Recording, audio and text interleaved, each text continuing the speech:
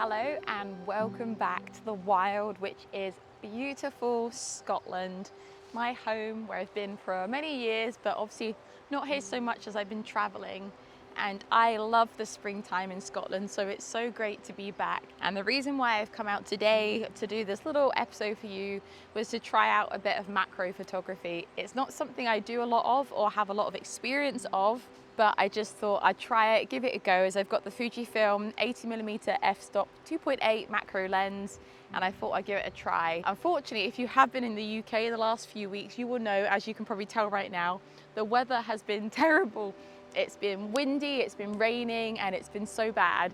So I've been really trying my best to do some macro photography, but it's really, really tricky.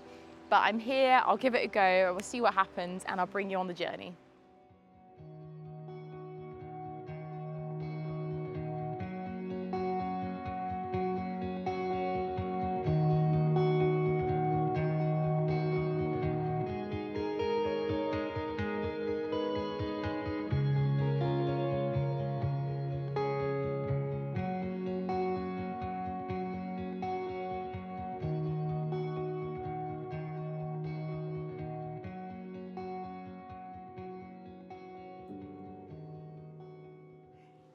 Okay, so Eric is with me, he's over there. So the first thing I'm gonna do is focus on these lovely wild garlic, because they are beautiful and create that lovely bokeh softness because of the white and green together. They are just beautiful. And with macro photography, you normally want to be shooting with a narrower aperture.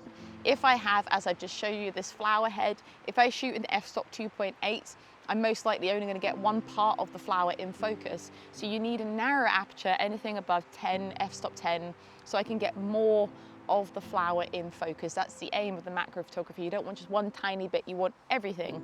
So that's why you need to use a narrower aperture. So that's the plan. But as I've mentioned, the weather is terrible, it's windy.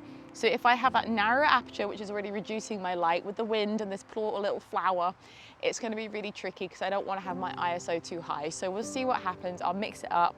If I have to widen the aperture a bit, I'll do it and make it work and see what happens. So yeah, I'm going to shoot through the flowers, make the most of them, try and get some bokeh stuff, keep on their level, keep low. This is a key.